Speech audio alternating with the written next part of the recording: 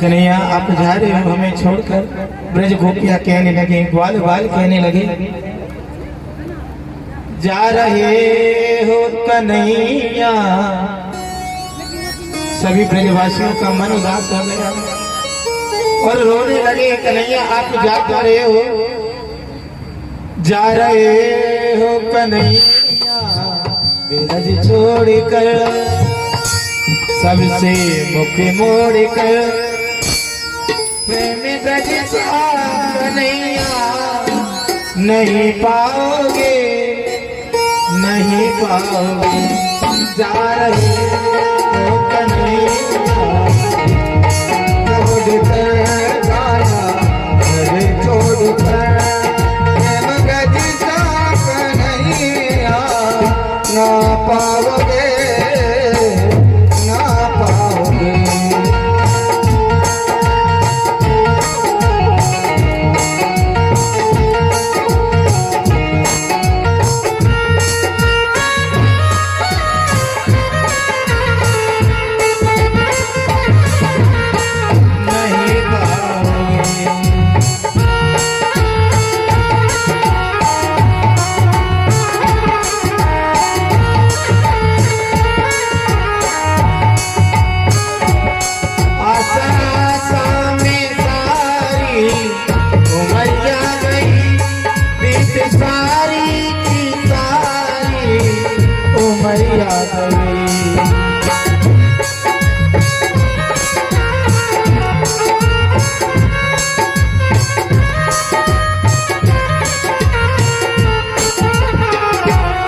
जा रहे हो कन्हैया ब्रज छोड़कर, सबका तोड़कर, प्रेम ब्रज का कन्हैया नहीं पाओगे, नहीं पाओगे।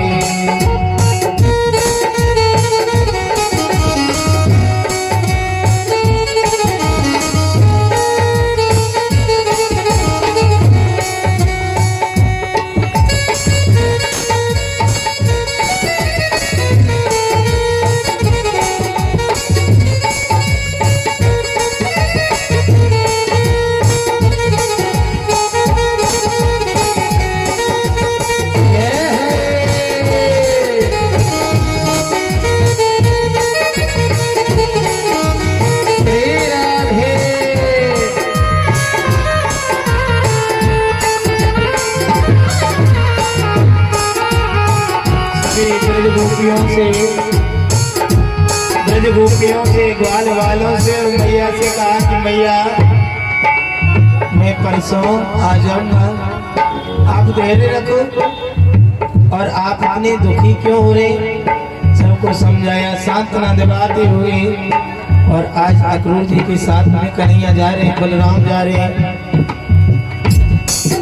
अक्रूर जी के मन में भी यही भाव कि मैं कितना अभागा हूँ, ये अघोर अधर्म कर्म मुझसे होने के लिए जा रहा है। ये भोले भाले बाल गोपालों जिन्हें ये ब्रह्मंडल कितना प्रेम करता है, कितना स्नेह करता है। और कंसो बड़ी बेरहमी से अपनी योजनाओं के अनुसार इन्हें मार देगा। अपने आप को अभागा कह रहे, मेरे प्रभु मेरी कैसी स्थिति, कैसा मोड़ आ गया है। सुमिरन करो मैं तेरा, अक्रूर जी कह रहे भगवान अब मेरे हाथ में तो कुछ नहीं रहा, क्योंकि मेरे साथ चल रहे हैं और कंस ने भेजा है।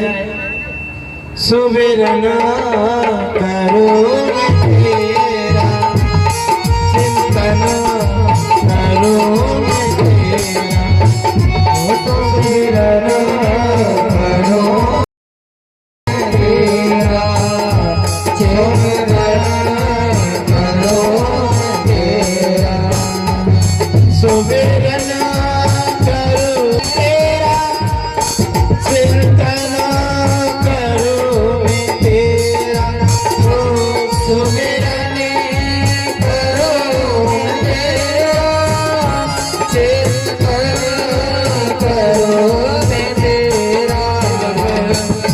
सुमिरन करो मैं तेरा, चिंतन करो मैं तेरा, सुमिरन करो मैं तेरा, चिंतन करो मैं तेरा,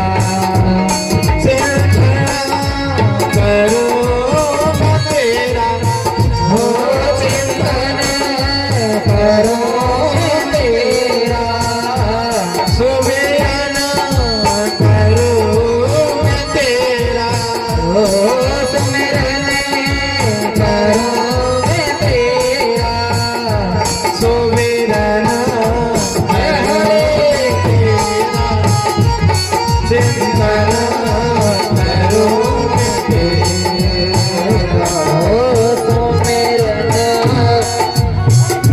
सुमिरन करो मैं तेरा, चिंतन करो मैं तेरा। हे दयालु, हे कृपा निदान, ये अधर्म पाप मुझसे कंस करवा रहा है। नन्हे मुन्ने से बाल गोपाल और उन्हें ले जाकर मैं कंस के हवाले कर दूंगा।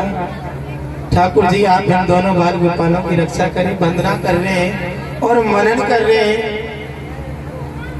मार्ग पर सरोवर, जिस सरोवर में कृष्ण बलराम कहते हैं, क्योंकि चिंता जब भक्त के बस में है, भगवान का भक्त को चिंता लगी हुई है कि इनकी रक्षा कैसे हो, कंस से कैसे सुरक्षा हो, ये चिंता कर रहे हैं, सुमरन कर रहे हैं। ठाकुर जी कहने लगे इन्हें बहुत चिंता है और इन्हें मार्गदर्शन करना होगा, मार्गदर्शन कराना होगा। तो सरोवर में स्नान किए, अक्रूर जी विराजमान है रथ पर। जैसे कन्हैया चुपकी लेते हैं तो साक्षात क्षीर सागर निवासी नारायण भगवान की छवि, शेष अवतार रूप, ऐसी छवि को निहारते हैं। एक बार देखा, संदेह हो गया कि दृष्टि भ्रम तो नहीं है कोई। कन्हैया ने दोबारा जल में चुपकी ली, दोबारा वही रूप झांकी दिखाई दी। अब अक्रूर जी के मन में थोड़ी सी शांति आ गई कि अब कंस इन दोनों बाल गोपालों का कुछ नहीं कर सकता। आपने मेरी विनती को सुन लिया भगवान, चिंतन करो मैं तेरा, सुमिरन करो मैं तेरा।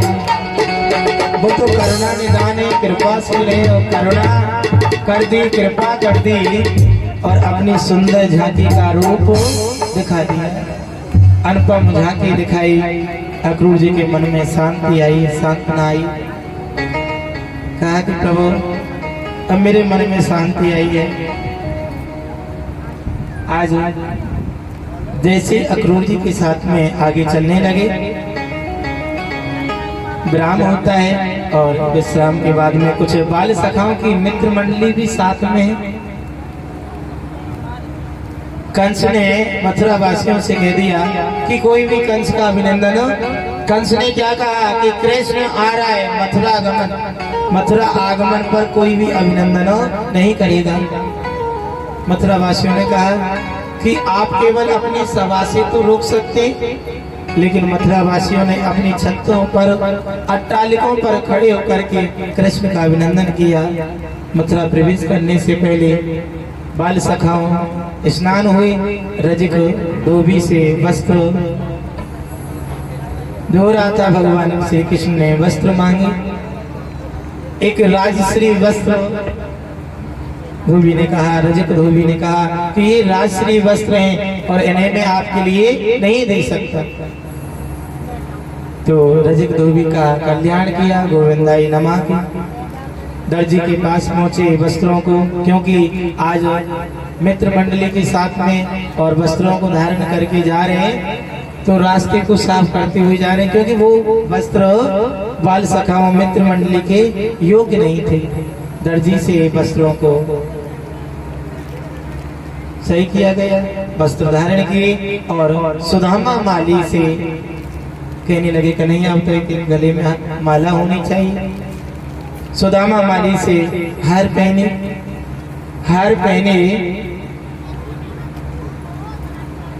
और जैसे ही आगे के लिए चलते हैं कन्हैया से कहने लगे मित्र मंडली बाल सखाए कन्हैया अब केवल कमी है तो हमारे ललाट पर हमारे मस्तक पर चंदन लगना चाहिए। तो समक्ष सामने से कुब्जा आती है और प्रभु बालकृष्ण भगवान कन्हैया कहने लगे कि हे सुंदरी क्या आप हमारे चंदन लगा दोगे। पहली बार किसी ने इतने अच्छे शब्दों से बोला, क्योंकि ऐसी वाणी बोलिए जो मन को आप हो, ऐसी वाणी बोलना चाहिए जो हमें भी अच्छा लगे और सामने वाले को भी अच्छा लगे। जैसे ही कुब्जा ने आज पहली बार श्रवण पान किया कि सुंदरी हमारे चंदन लगा दो, कुब्जा कहने लगी मुझसे पहली बार किसी ने इतनी अच्छी प्रकार से बोला है, क्योंकि कुब्जा 3 जगह से देह में टेढ़ापन था, अनेक रूपों से अनेक नामों से बोला जाता है, लेकिन सुंदरी नाम किसी ने पहली बार कहा है। मनोहरी झांकी भगवान की छवि को निहारा, कितनी सुंदर झांकी और सुंदरी का है। मुझसे कहा कि मैं चंदन तो कंस के यहाँ जाकर के उस कंस को चंदन लगाते हो, लेकिन आज सबसे पहले चंदन मैं आपको ही लगाऊंगी। मस्तक पर चंदन लगाया और चंदन लगाते हुए योजना के अनुसार चाणूर और मुष्टिक नाम के हाथी, देखिए हाथियों पर ये प्रसंग आया है क्योंकि कन्हैया बलराम जी ने हाथियों का वध किया। कंस की ये योजनाएं थी, 10,000 हाथियों में बल होता है, शास्त्रों में बताया है 10,000 हाथियों में बल होता है। इतना बल एक ऐरापत नाम के हाथी में पाया जाता है और 10,000 ऐरापत नाम के हाथियों में बल मिलता है। इतना बल इंद्र महाराज में पाया जाता है और 10,000 इंद्र महाराज मिल जाएं, इतना बल केवल हनुमान जी की छुंगली उंगली में पाया जाता है। तभी तो कहा है अतुलित बलधामा और अंजनी पुत्र पवन सुत नामा, उनके बल का कोई खोज नहीं है, अपार है। चाणूर और मुष्टिक हाथियों का वध किया, धनुष खंडन किया, कंस के दरबार में पहुंचे। चली रे चली रे चली श्याम नाम की हवा चली, चली रे चली श्याम नाम की हवा चली, चली श्याम नाम की हवा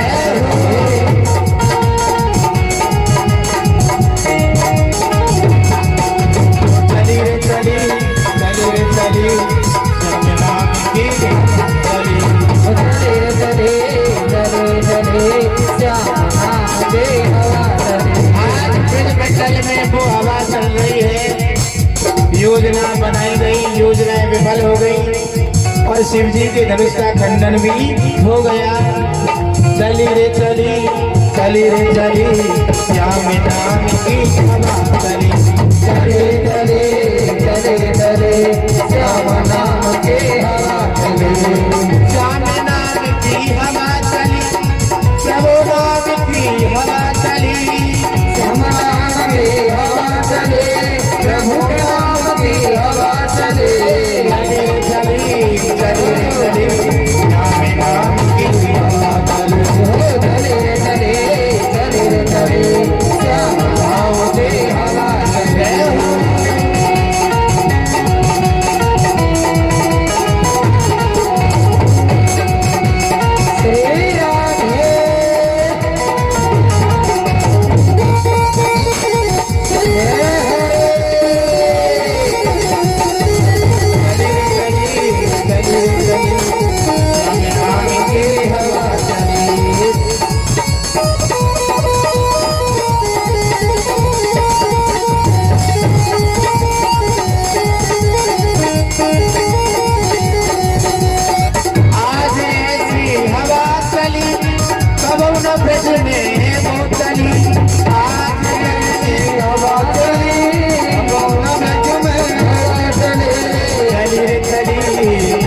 चले श्याम नाम की हवा चले चले चले चले चले श्याम नाम की हवा चले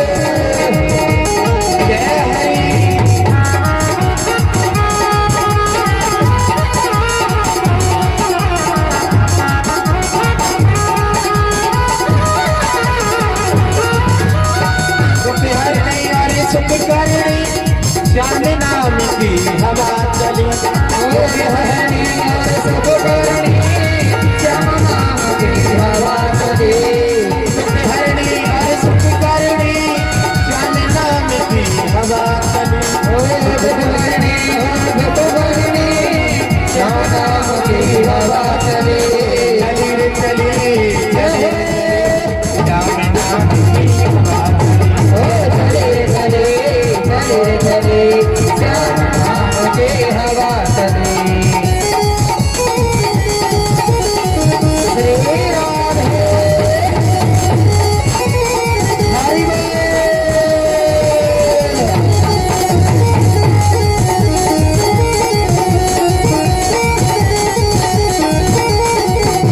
बोले गए सोए भागीरे आज सभी ब्रजवासी कह रहे हैं मथुरावासी कह रहे हैं आज कन्हैया का ऐसा आगमन हुआ दुख करनी सुख हरणी दुख हरणी सुख करनी श्याम नाम की हवा चली श्याम नाम की हवा चले बोले गए ब्रजवासी की हवा चली खुल गए भाग ब्रजवासिनी वे हवा चली कृष्ण नाम की हवा चली हाँ प्रेम नाम की हवा चली कृष्ण नाम की हवा चली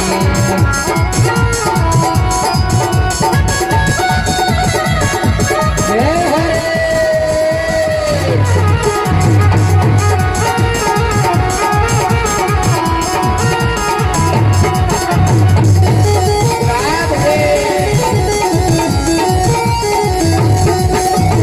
सबको देने वाली दुष्टों को दुख देने वाली देने वाले दुष्टों को दुख देने वाले भक्तों को सुख देने वाली दुष्टों को दुख देने वाली भक्तों को सुख देने वाले दुष्टों को दुख देने वाले चली चली चली श्याम नाम की हवा चली चली चली चली श्याम नाम की हवा चली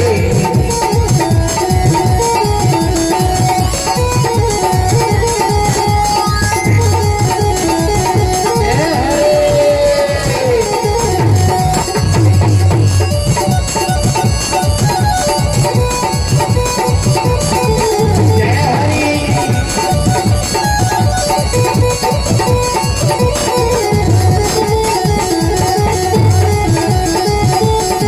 आज ब्रजवासी कहने लगे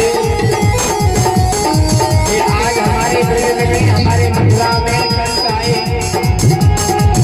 आज हमारे मथुरा में कृष्ण आए हैं दुनिया का बन कर दे दिया श्यामा का बन कर दे जरा दुनिया का बन कर दे दिया श्यामा का बन कर दे जरा हो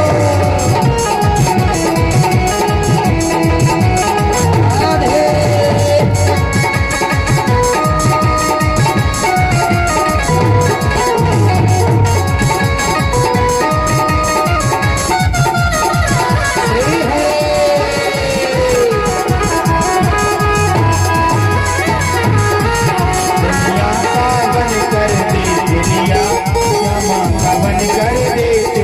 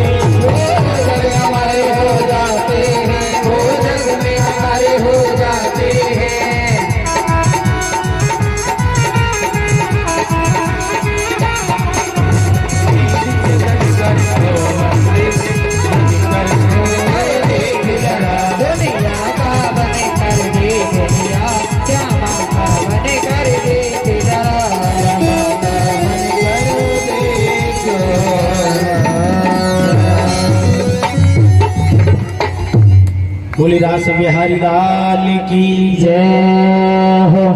धनुष का खंडन किया, कंस के दरबार में पहुंचे। कृष्ण बलराम दोनों भाइयों ने, ठाकुर जी ने ऐसी छलांग लगाई कि जाकर के कंस के सिंहासन पर पहुंचे और जाते ही केशों को पकड़ लिया। जब केस पकड़ लिए, कंस चिल्लाने लगा, छोड़ो छोड़ो, पीड़ा हो रही है। कहा गया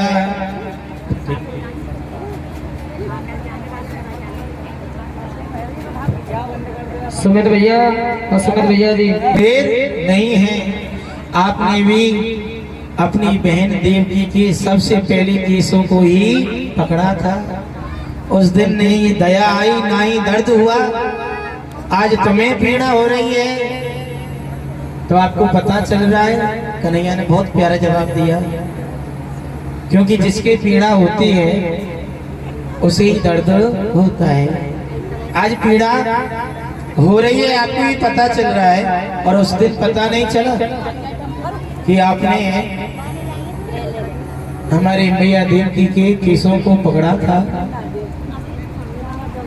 पीड़ा को सहन करना बड़ा आसान है, लेकिन पीड़ा को समझना बड़ा ही कठिन है। क्योंकि जमाने की बड़ी रीत देखी जिंदों को गिराने में और मुर्दों को जलाने में। जमाने में जिंदा जागता व्यक्ति यदि उन्नति के शिखर पर चल रहा है, तो सामने वाले लोग केवल यही चाहते हैं कि ये हमसे अधिक प्रोग्रेस नहीं, हमारे लेवल में ही बना रहे। क्योंकि जिसे पीड़ा होती है वही समझता है। मान लेते हैं, वैसे भी स्वास्थ्य ठाकुर जी की कुछ ऐसी असीम कृपा ही चल रही है। पीड़ा हमें हो रही है, बुखार हमें आ रहा है, और इंजेक्शन हमारे ढोलक वाले भैया के लग जाए तो क्या असर हो जाएगा? हमारा बुखार शांत हो जाएगा? रिलीफ मिल जाएगा? नहीं मिलेगा। कहने का भाव यह है कि जिसे पीड़ा होती है, जिस पर भार होता है, वही इन बातों में और भक्तों से श्रवण पान करते हुए, कराते हुए। तो आज षष्ठम दिवस है, क्योंकि ये आयोजन ठाकुर जी के भरोसे, और वही ठाकुर जी इस आयोजन को सफल कराएंगे। तो कहने का भाव ये है, और ज्ञानियों के लिए, विद्वानों के लिए केवल सारा ही काफी होता है। वक्ता से ज्यादा श्रोता ज्ञानी कहलाते हैं, क्योंकि वक्ता तो भूले जा रहा है और श्रोता श्रवण करता है। बोलो बाकी बिहारी लाल की जय। कंस वध किया और आज अपने नाना जी को, उग्रसेन जी को कारागृह से मुक्त कराया। राजपाट दिया गया, राजअभिषेक हुआ, और अपनी माँ देवकी पिता वसुदेव जी को कारागृह से मुक्त कराया। मुक्त कराया। अब तो मथुरापुरी में आनंद, क्योंकि भक्तों को बड़ा ही ठाकुर जी के इस दया का, करुणा का अनेक वर्षों से इंतजार था। आज मथुरावासी, ब्रजवासी झूम रहे हैं और कहने लगे, प्रभु वसुदेव नंदन, आज यदि आप नहीं आते, पुनः साम्राज्य, क्योंकि उग्रसेन जी के राज में उग्रसेन जी ने अपने पुत्र का ही त्याग कर दिया। संत ब्राह्मणों ने श्रवण कराया।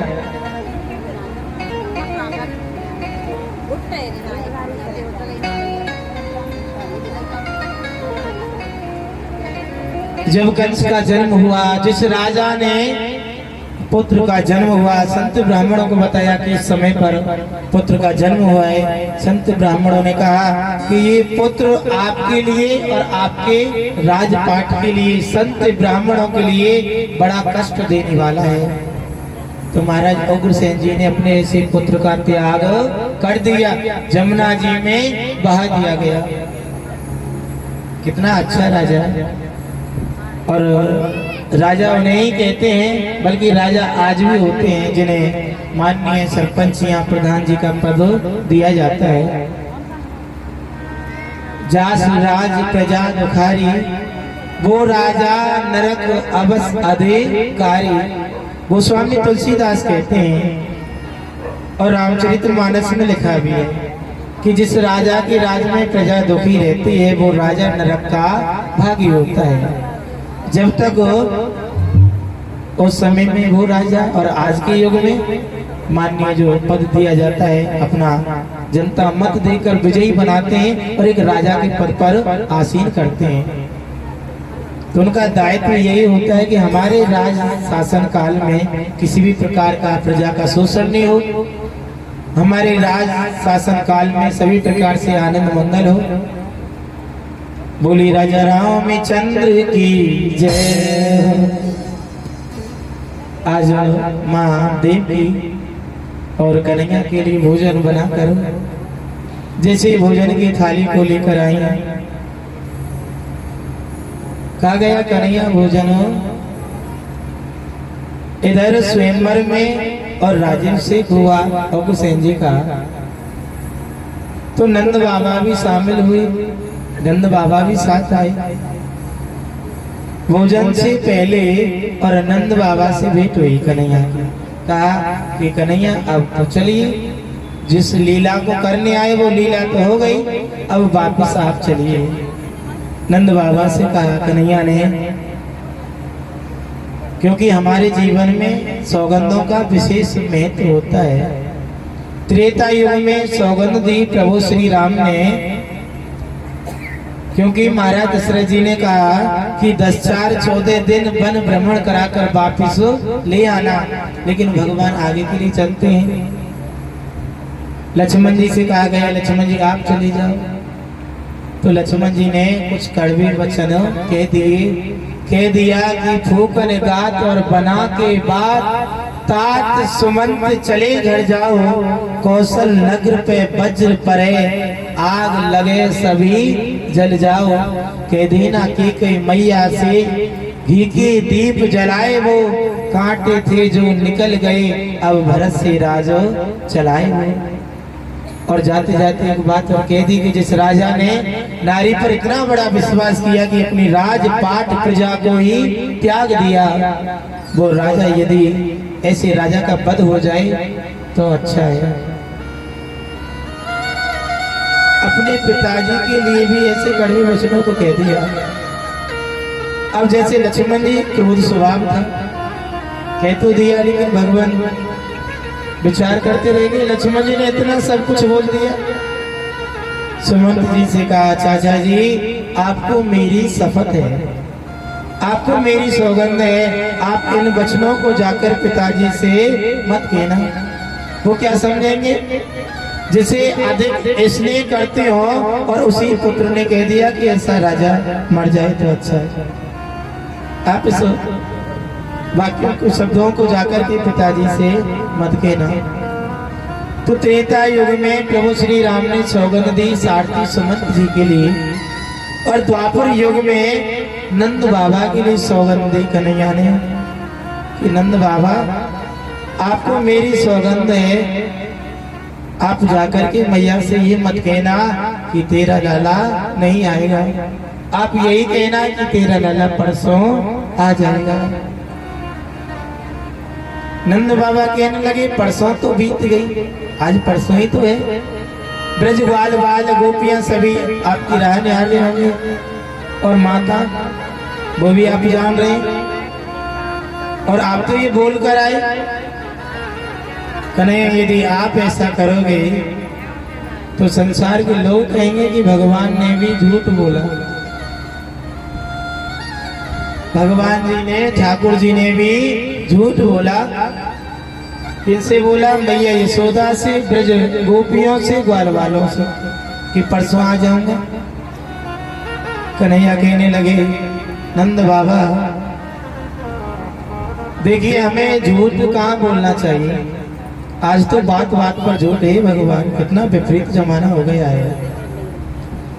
ठाकुर जी की सौगंध तो ऐसे लेते हैं, ठाकुर जी स्पेशल या विशेष तौर पर इन्हीं के हों। बात बात पर सौगर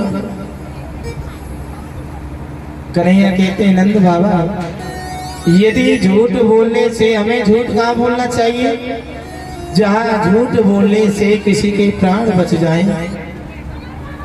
यदि किसी की फांसी हो रही है और उसे प्राण दंड दिया जा रहा है, वहां पर यदि झूठ बोल दिया जाए, उसके प्राण बच जाएं, तो हमें झूठ बोलने का पाप नहीं लगता है।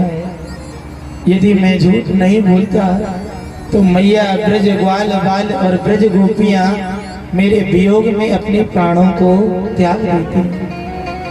मेरे झूठ बोलने से उनके प्राण बच गए, मुझे कोई पाप नहीं लगेगा। एक झूठ बोलने से इतने लोगों के प्राण बचे। अब देखिए कन्हैया ने झूठ बोला बचाने के लिए, लेकिन आज बचाने के लिए झूठ नहीं बोलते, फालतू में झूठ बोलते हैं, जिन बातों का कोई मतलब नहीं निकलता है। कहा नंद बाबा आप जाइए और मेरे यदुवंशी भ्राता तुझने कंस के ससुर जरासंध ने स्थान विपरीत कर दिया, स्थान से परे कर दिया है। उन सभी यदुवंशियों को पुनः स्थापित करके वापस आ जाना। नंद बाबा गए।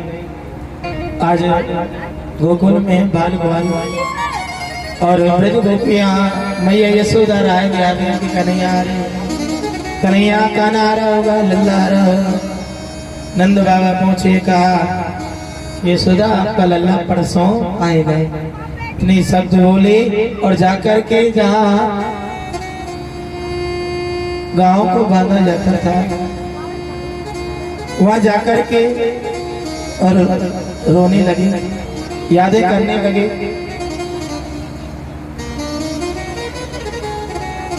ऐसा संयोग बनाया और आज ये संयोग इतना विपरीत हो गया कि अपना लल्ला होते हुए यादें करने लगे। इधर यहाँ मथुरा में ठाकुर जी के समक्ष कन्हैया के सामने आज माँ देव की भोजन की थलियां सजा कर ला रही है। भोजन की थाली लाई और कहने लगी कन्हैया आप भोजन पालो।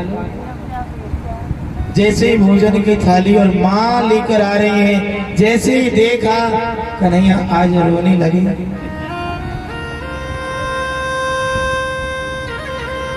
जब जब आवे सुध, जब जब आवे सुखो। मैया जैसे भोजन लेकर आई और देखा भोजन प्रसादी को, तो माँ यशोदा की याद आ गई कि माँ यशोदा मेरे लिए माखन का भोग, माखन अलग से लाती, भोजन अलग से लाती। और वो सुख की छाया जैसे आई तैसे माँ यशोदा की याद आ गई और कन्हैया रोने लगे। कन्हैया रोने लगे तो माँ देव की घबरा गई। आज मैं पहली बार तो खाना लेकर आई, भोजन बना कर लाई और कन्हैया रो रहे। जाकर के वसुदेव जी से कहा, वसुदेव जी आपका लाडला रो रहा है, कन्हैया रो रहा है। वसुदेव जी कहने लगे मैं तो जानता नहीं हूँ, क्योंकि जो बाल रूप में साथ में रहते हैं वो बचपन की सारी बातों को और सारे भावों को जानते हैं। तो वसुदेव जी ने बचपन की सखा कृष्ण सखा उद्धव को बुलाया। हे उद्धव आप जाओ और आप जाकर कन्हैया को समझाओ, कन्हैया रो रहा है। उद्धव ने इतना ही सुना कि कन्हैया रो रहा है। उद्धव गए, कन्हैया के पास पहुंचे और देखा तो आज साक्षात नारायण रो रहे।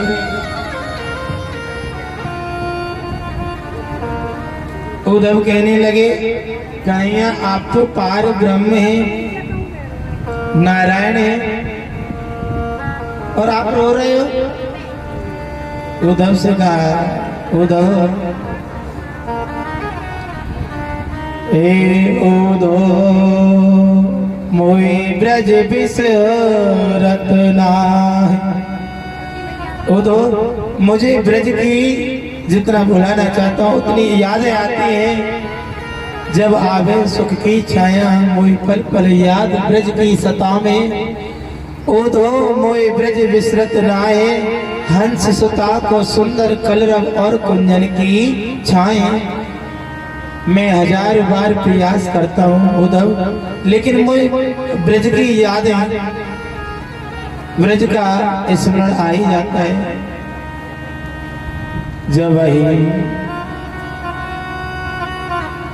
जब ही सूरत आवे बासुख की। मेरे जीवन में जैसे जब से यहाँ आगमन हुआ है तैसे सुख आता है तो मुझे ब्रज की याद आ जाती है। आचार्य सुखदेव कहते हैं ठाकुर जी का सम्मान उद्धव गोपी सम्मान श्रवण करते हैं, क्योंकि कन्हैया आज इस लीला को क्यों कर रहे हैं, इसका रीजन क्या है। उद्धव ज्ञानी थे, बैरागी थे, लेकिन ज्ञानी बैरागी होते हुए जिसके हृदय में दया बिन संत कसाई, जिनके हृदय में दया का भाव नहीं होता है, समझो उनके हृदय में कोई ज्ञान का बोधन या ज्ञान प्रवेश या विपरीत या ज्ञान का समावेश ऐसा कुछ नहीं माना जाता है। आज कन्हैया ने लीला की तो केवल उद्धव के मन की विचारधाराओं को बदलने के लिए, और कहा कि उद्धव आप मेरा पत्र लेकर जाइए और जाकर के मेरी मैया के लिए, ब्रजवाल वालों के लिए, सभी के लिए मेरा ये संदेश श्रवण कराना। पत्र लिख रहे हैं और अपना पीताम्बर दिया, कह रहे हैं बोली बाकी बिहारी लाल की जय हो। पत्र लिखते जा रहे हैं और कन्हैया ने पत्र लिखकर जैसे उद्धव के लिए दिया कि उद्धव ये पीताम्बर धारण करो और आप इस पत्र को जाकर के मेरी मैया के लिए, माँ यशोदा के लिए और बाल बाल सभी के लिए याद आने से पहले, क्योंकि ऐसा भाव था ब्रजवासियों का, याद आने से पहले आ जाया करो, तुम याद न आया करो, हो तुम याद न आया करो, याद आने से पहले याद आने से पहले तुम याद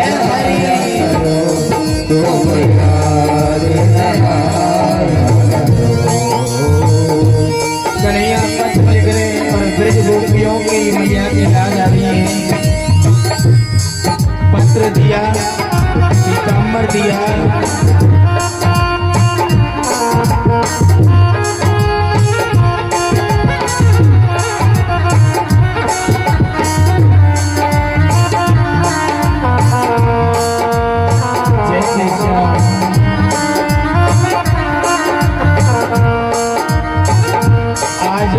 चलने लगे और जैसे चलने लगे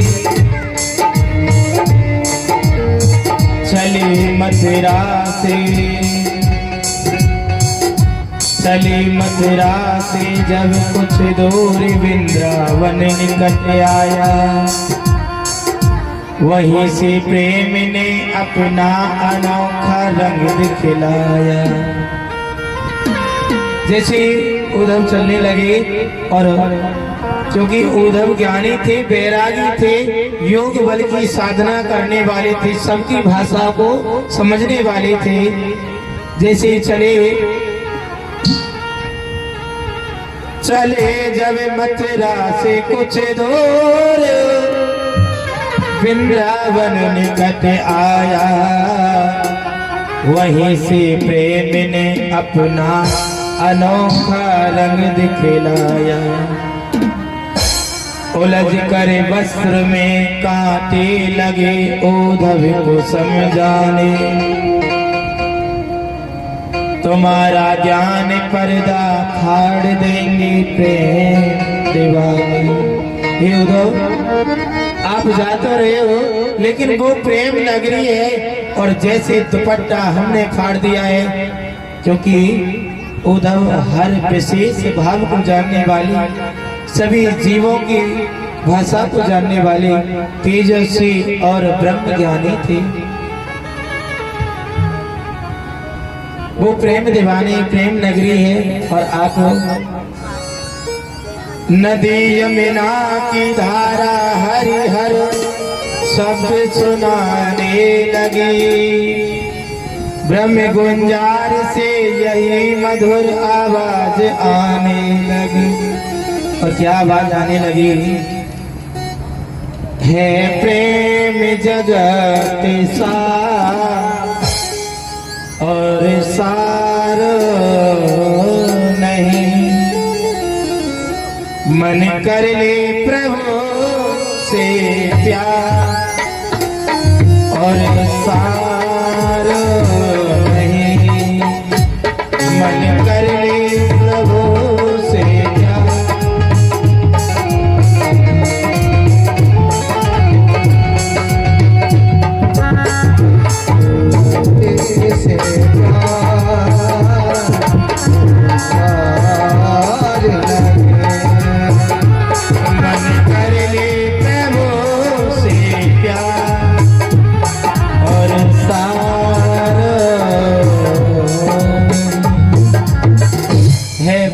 जगत में सार कुछ सार नहीं, मन कर ले प्रभु से प्यार और कुछ सार नहीं। बिकट कर जोग करके ते हैं, इधर आओ इधर आओ।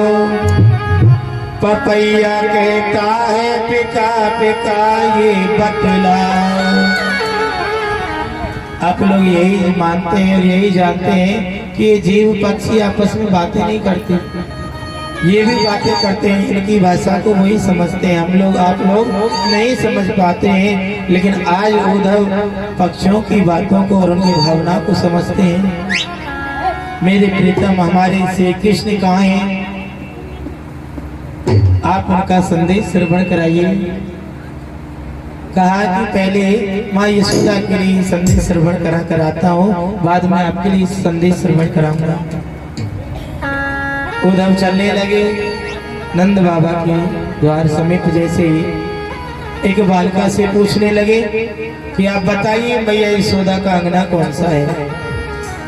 बालक कहने लगे, बालिका कहने लगी कि हम तो इसी आस में थे कि कृष्ण आएंगे, लेकिन कन्हैया नहीं आए और कन्हैया ने आपको भेजा है।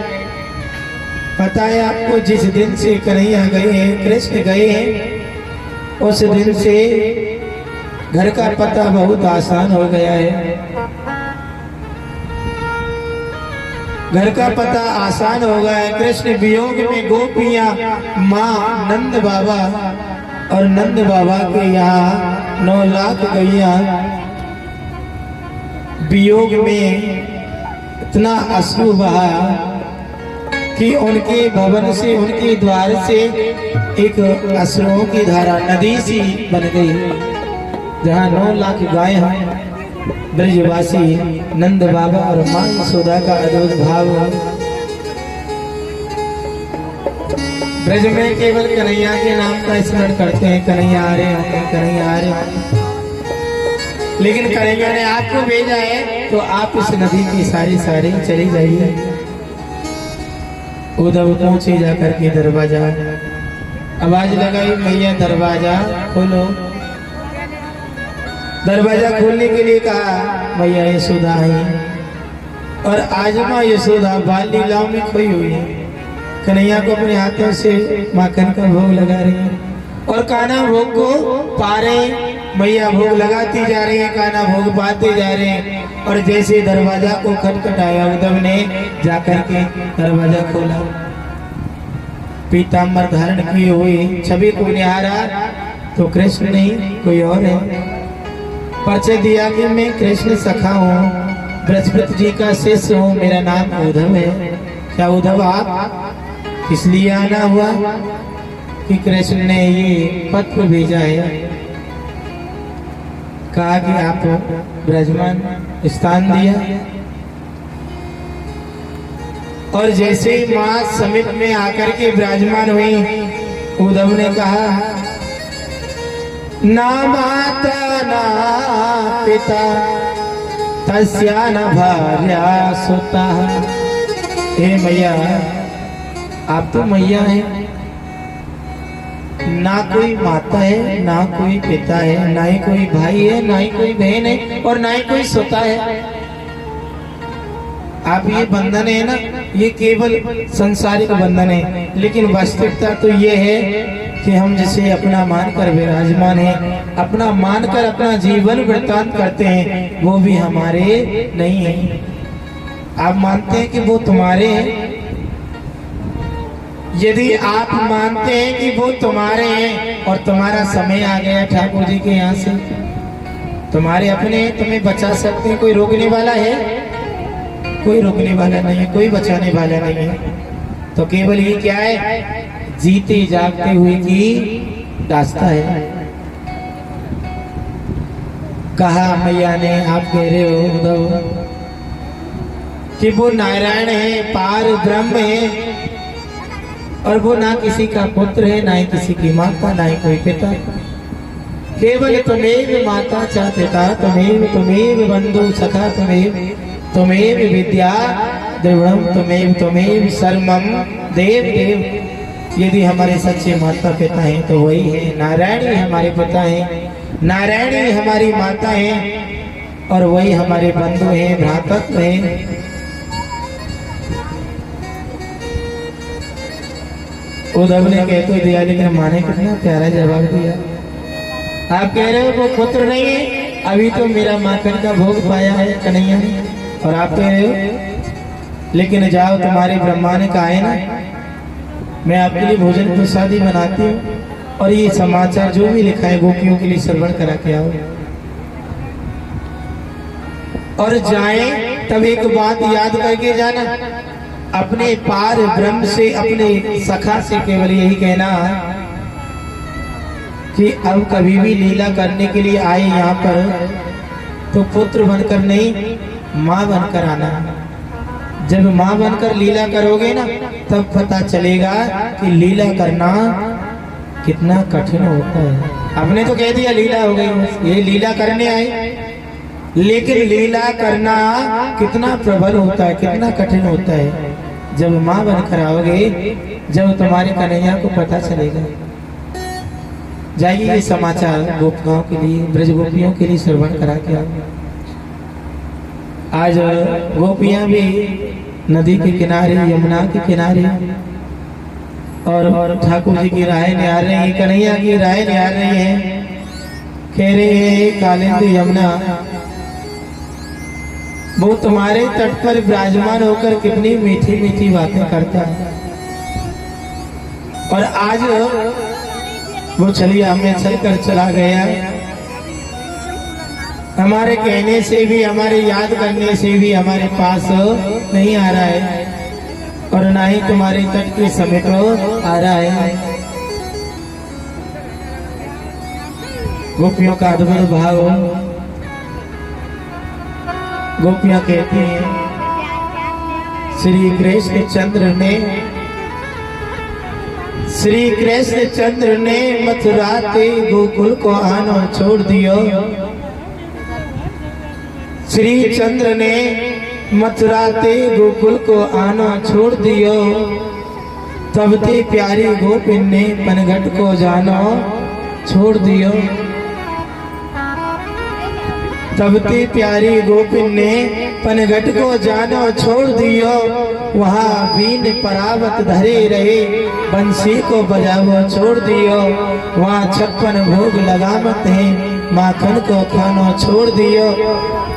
अब राधा की याद क्यों आएगी? क्योंकि वहाँ कुब्जा संग विहार करे, राधा गुण गावो छोड़ दियो। श्री चंद्र ने मथुरा से गोकुल को आनो छोड़ दियो।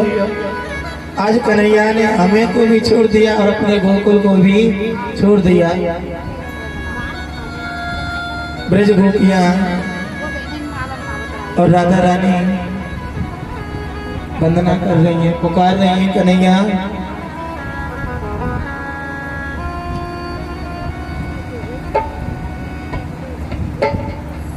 बिन तेरे जिंदगी अधूरी है, मेरे श्याम लौट के आ।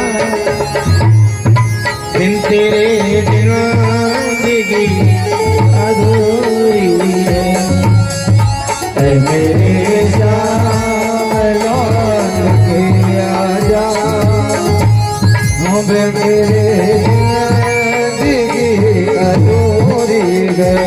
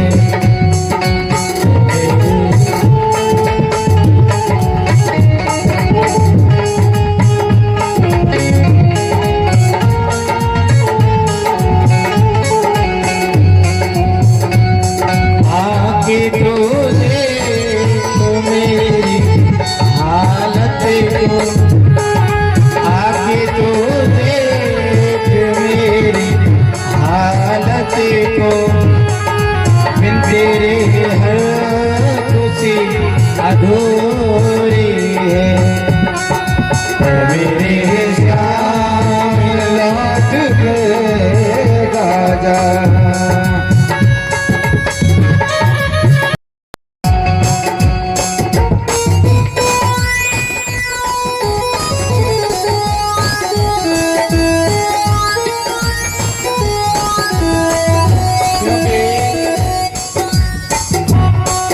जमाने की बड़ी रीत देखी, जिंदों को गिराने में और मुर्दों को